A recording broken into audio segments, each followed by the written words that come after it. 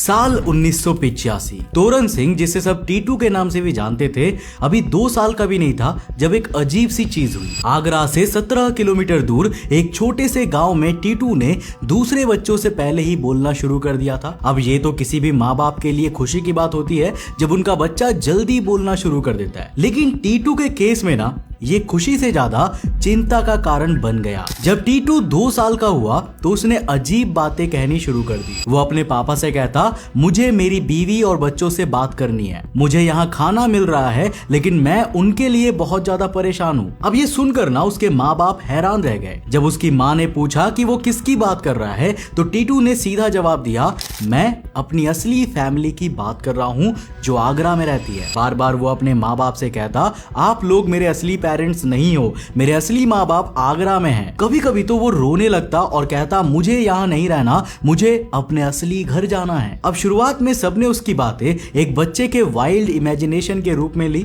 उन्हें लगा कि वक्त के साथ साथ ये अजीब से भ्रम टूट जाएंगे, लेकिन धीरे धीरे बात और सीरियस होती गई। साल 1988 तक जब टीटू 5 साल का हुआ, उसका बर्ताव और भी अजीब हो गया। एक दिन उसने कहा कि मेरा असली नाम टीटू नहीं है, मेरा नाम सुरेश वर्मा है।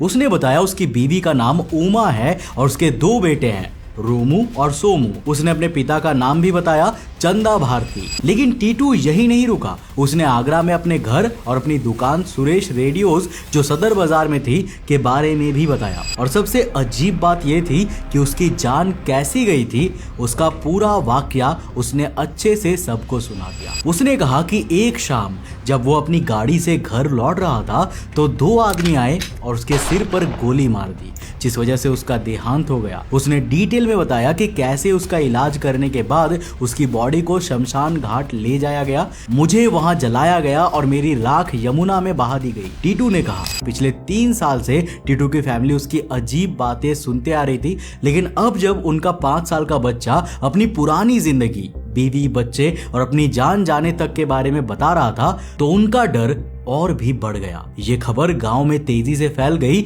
और हर कोई टीटू के बारे में बात करने लगा। गांव वालों को लगा कि टीटू के अंदर कोई भूत घुस गया है, जैसे हमारे देश में गांव में अक्सर सोचा ही जाता है। टीटू का केस भी वैसा ही लगने लगा। उसका तरीका, उसके बोलने का अंदाज और उसका हाव भाव अब एक 5 साल के बच्चे जैसा नहीं था, बल्कि एक बड़े आदमी के जैसा हो गया था। उसने अपने माँ बाप की गरीबी का मजाक बनाना शुरू कर दिया। वो अपनी माँ से कहता, मेरी बीवी कभी पुरानी फटी साड़ी नहीं पहनती, मेरी माँ 20,000 वाली साड़ी पहनती है, तुम इतने गंदे कपड़ों में बाहर क्यों जाती हो। अब टीटू के माँ बाप के लिए ना ये सब समझना बहुत ही मुश्किल हो गया था। उनका सबसे छोटा बच्चा जो 6 भाई बहनों में से एक था, अब एकदम बदल गया था। और एक दिन तो उसने अपना छोटा सा सूटकेस पैक कर लिया और कहा, मैं यहाँ नहीं रह सकता, मैं अपने बंगलों में जा रहा हूँ। हर बार जब उसके फैमिली वाले उसे डांटते थे तो वो घर से भागने की धमकी देता था। कभी वो बस में चला जाता था तो कभी पैदल ही निकल जाता था। और उसने हमेशा ये कहा है कि उसे अपनी गाड़ी में ही ट्रैवल करने की आदत है। टीटू का बर्ताव अब उसके माँ बाप के लिए एक बड़ी परेशानी बन गई थी। जो चीजें पहले तक एक बच्चे का बचपना लगती थी ना,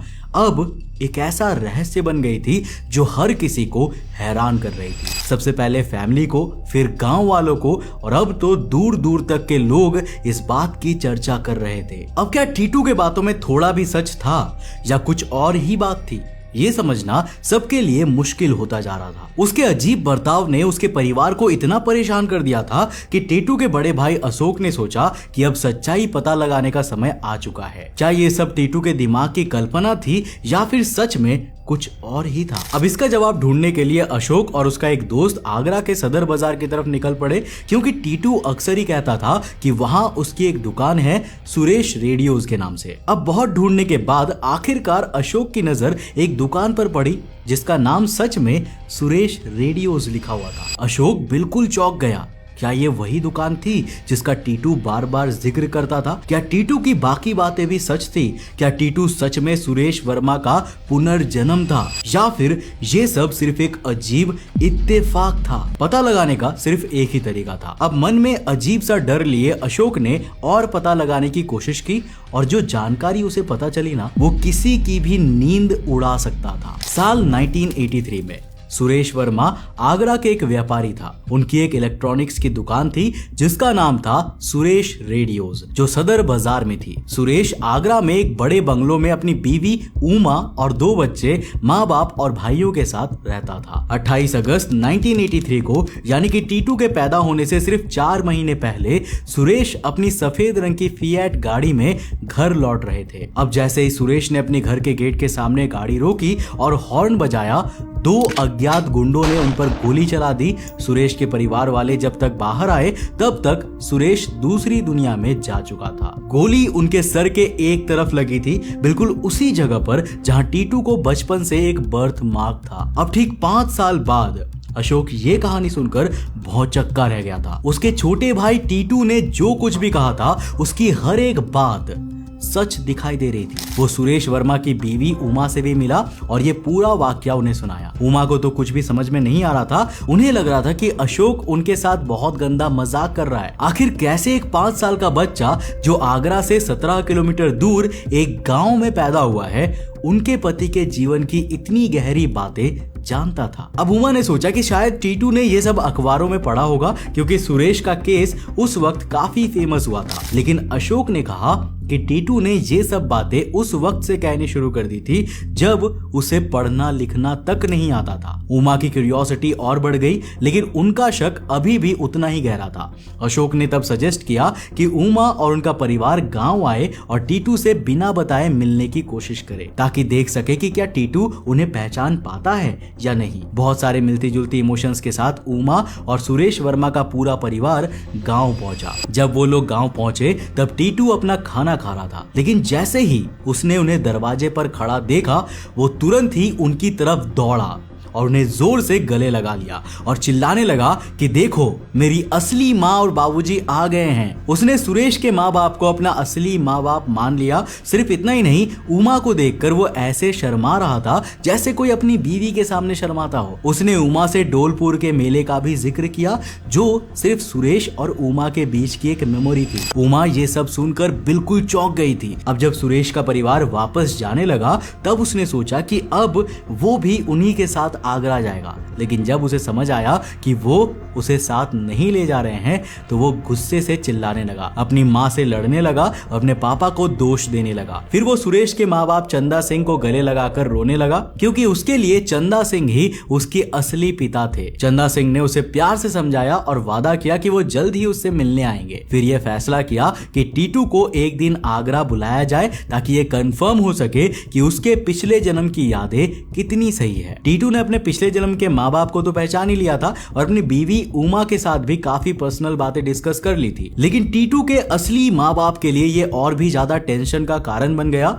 उनके लिए इससे बुरा और क्या हो सकता था कि उनका बच्चा किसी और को अपना माँ बाप मान रहा था। टीटू को आगरा ले जाने का वक्त आ गया था, लेकिन उससे पहले कुछ टेस्ट प्लान किए गए थे ताकि ये देखा जा सके कि टीटू की बातें कितनी सच है। अब पहला टेस्ट तब किया गया जब टीटू को सुरेश की शॉप के पास से ले जाया जा रहा था। सुरेश का भाई गाड़ी को शॉप के सामने रोकने के बजाय तेजी से आगे ले गया, ये देखने के लिए कि क्या टीटू उस जगह को पहचान पाता है या नहीं। जैसे ही गाड़ी दुकान के पास से गुजरी, टीटू जोर से चिल्लाया, रुको रुको, मेरी दुकान तो पीछे रह गई, तुम आगे कहां जा रहे हो। बिना गाड़ी से उतरे टीटू ने शॉप और मार्केट को पहचान लिया, और वो भी तेजी से चलती गाड़ी में बैठे बैठे। ये काम कोई तभी कर सकता है जब वो उन गलियों से सैकड़ों बार गुजरा हो। दूसरा टेस्ट था टीटू को अंदर ले जाने का। जैसे ही वो शॉप के अंदर गया, उसकी चाल ढाल और बॉडी लैंग्वेज एक 5 साल के बच्चे से बदलकर एक प्रॉपर बिजनेसमैन में बदल गई। उसका हर एक अंदाज, जैसे उसका स्टूल पर बैठने का तरीका,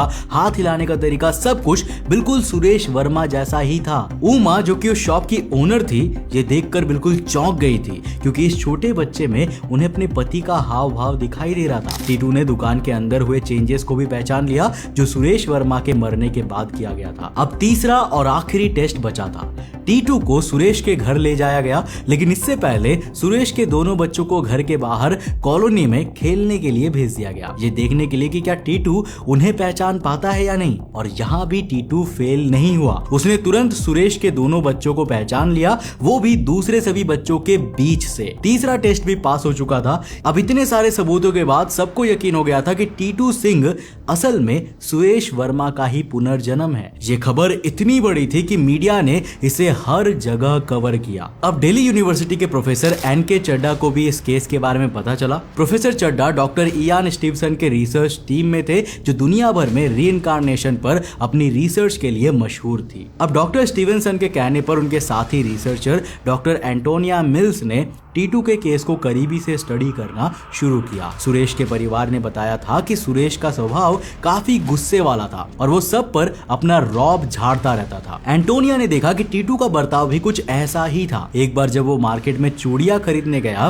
तब टीटू ने दुकानदार को धमका दिया और कहा कि एंटोनिया मेरी दोस्त है, उससे पैसे मत लेना। ये नेचर भी टीटू और सुरेश के बीच का एक सटल कनेक्शन दिखा रहा था। अब डॉक्टर मिल्स ने अपने रिसर्च पेपर में स्पेसिफिकली इस घटना का जिक्र किया है। अब सबसे बड़ा सवाल ये था कि क्या टीटू को सुरेश के हथियारों के बारे में पता था? क्या उसने अपने पिछले जन्म में उनका चेहरा देखा था? क्या वो उन्हें दोबारा पहचान सकता था? टीटू ने बताया कि 28 अगस्त 1983 के शाम जब सुरेश को गोली मारी गई थी, तब उसने उन दो गुंडों में से एक का चेहरा पहचान लिया था, और वो आदमी कोई और नहीं बल्कि सुरेश के साथ काम करने वाला एक व्यापारी ही था।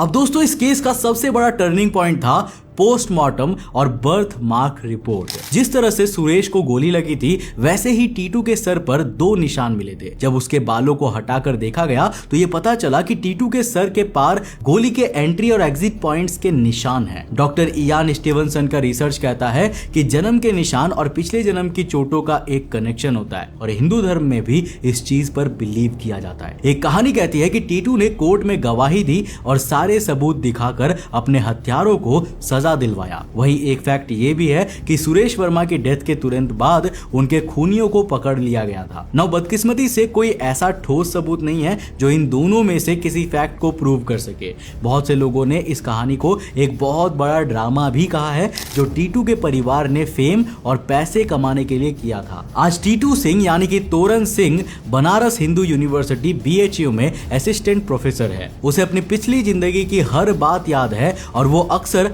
आगरा अपने पिछले परिवार से मिलने जाता रहता है। लेकिन अब उसने ये समझ लिया है कि हम एक साथ 2 जिंदगी नहीं जी सकते। जो गुजर गया वो गुजर गया, और जो हमारे पास है वो सिर्फ आज है। अंत में दोनों परिवार अपनी अपनी जिंदगी में वापस चले गए। टीटू अपने गांव में रहकर अपनी 2 अलग अलग जिंदगियों की यादों के साथ बड़ा हुआ। अब ये पुनर्जन्म की कहानी एक बहुत बड़े सवाल का जवाब देती है कि शायद जिंदगी एक सीधी लाइन नहीं बल्कि एक गोल सर्कल है, जिसका ना तो शुरुआत है और ना ही कोई अंत।